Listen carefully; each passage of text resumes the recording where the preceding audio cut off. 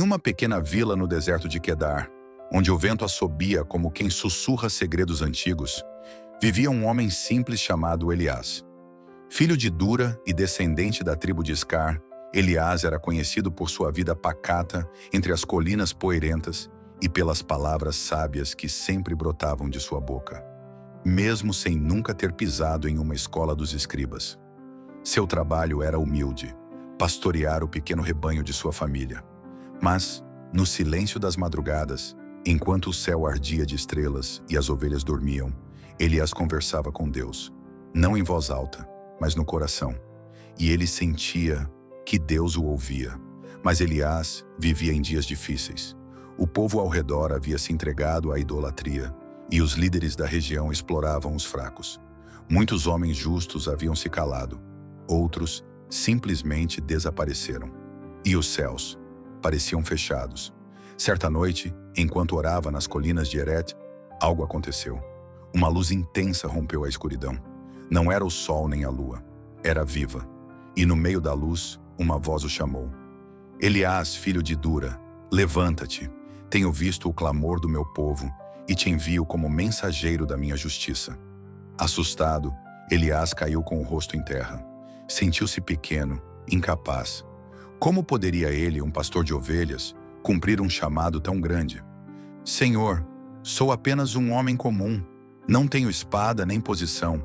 Só tenho fé em ti. E a voz respondeu: a fé em mim é espada suficiente. Onde tu fores, eu estarei. Mas obedecerás, mesmo que todos se voltem contra ti? Ali, entre pedras e poeira, Elias fez a escolha que mudaria tudo. Disse sim. Na manhã seguinte, abandonou o rebanho. Nem mesmo se despediu de sua mãe. Pegou seu cajado, uma túnica simples e partiu para uma terra desconhecida, Carmete, onde o rei Baruque governava com mão de ferro e a idolatria reinava no templo principal da cidade. Elias não sabia o que o esperava, mas sabia quem o enviava. O sol mal havia despontado no horizonte quando Elias avistou as muralhas de Carmete. Ao longe, erguiam-se colunas entalhadas com imagens de deuses de pedra, serpentes douradas e olhos que pareciam vigiar todos os que passavam. Era uma cidade rica, mas contaminada.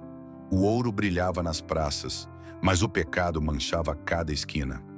Elias entrou com passos firmes, ainda que o coração tremesse. Naquele mesmo dia, ouviu o povo reunido na praça de Alamim, onde o rei Baruque fazia sacrifícios ao deus Falcão, Nadur.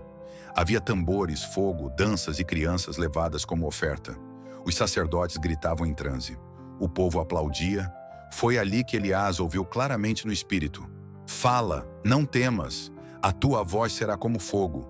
Ele subiu em uma pedra, ergueu o cajado e bradou: povo de Carmete, este não é Deus algum, é pedra esculpida por mãos humanas. Arrependam-se. O verdadeiro Deus, o Altíssimo, não habita em templos de ouro, nem se alimenta do sangue de inocentes. Abandonem seus ídolos e voltem-se para ele, pois o dia da justiça está próximo. O silêncio caiu como uma espada sobre a praça. Um dos sacerdotes gritou: quem és tu, homem sem nome, para falar contra os deuses de Carmete? Elias respondeu: não venho em meu nome, mas em nome daquele que criou os céus e a terra. E ele manda dizer: Carmete será balançada como folhas no vento, se não se quebrantar. O povo começou a murmurar. Os guardas se aproximaram.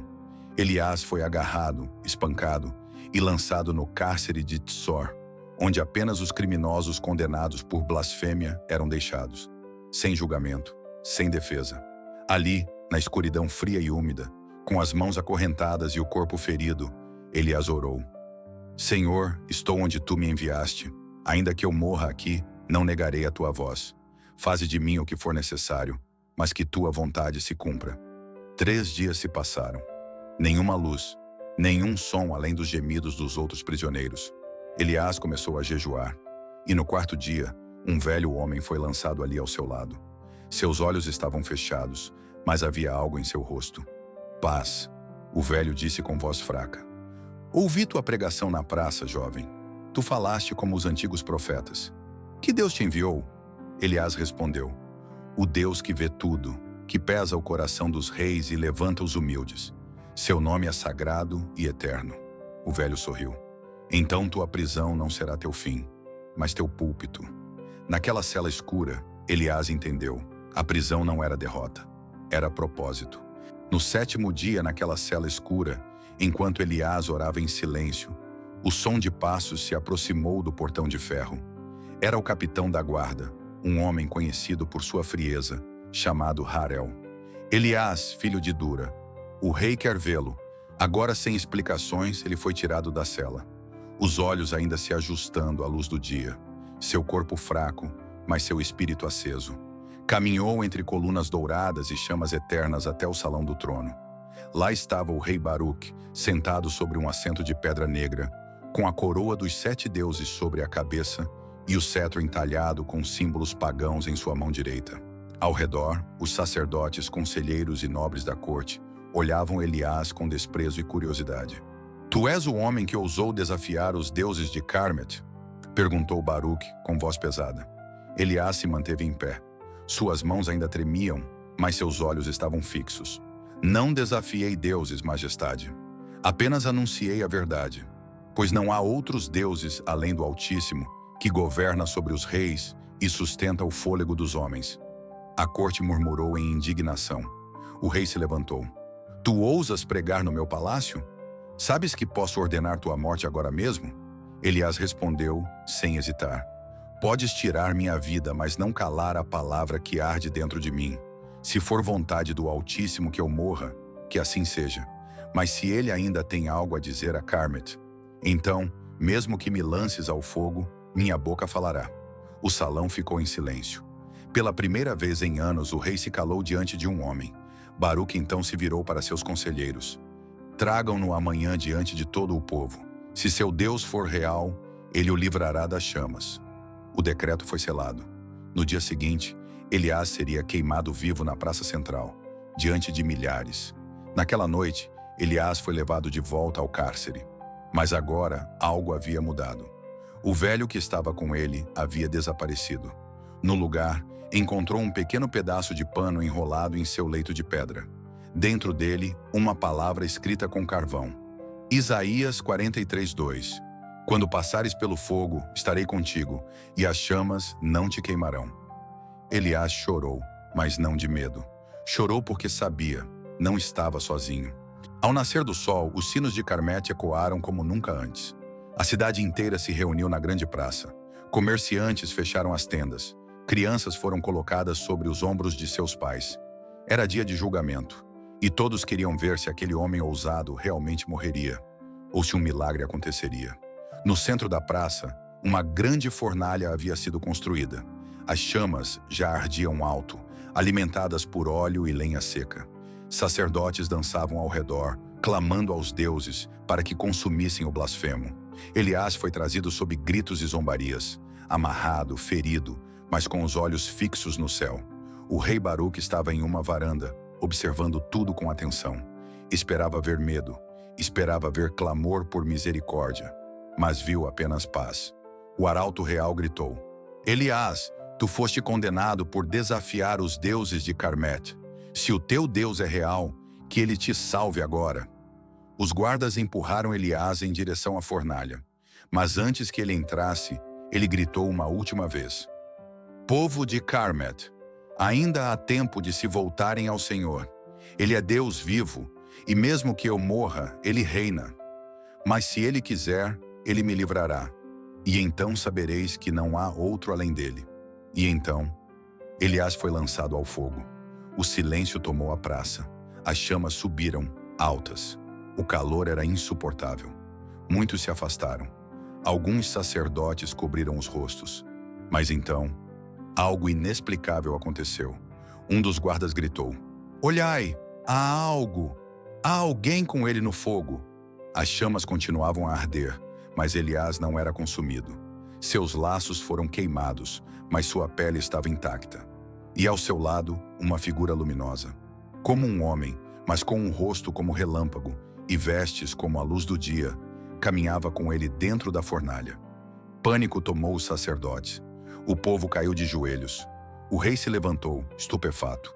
Baruque gritou: Elias, servo do Deus Altíssimo, sai dessa fornalha. As chamas cessaram como se fossem sopradas por vento invisível. Elias saiu, caminhando em meio à fumaça, com os olhos ainda brilhando. Não havia cheiro de fogo, não havia queimadura. Havia apenas reverência. Naquele momento, o rei Baruque desceu de sua varanda. A multidão se abriu em silêncio. Ele se aproximou de Elias, tremendo. Teu Deus é real. Ninguém jamais viu tal coisa. Que ele me perdoe e ensine ao meu povo a verdade. Elias caiu de joelhos, não por medo, mas em adoração. O impossível havia acontecido, não pela força de um homem, mas pela fidelidade de um Deus que responde à fé e à obediência. E naquele dia, a cidade de Carmete começou a mudar.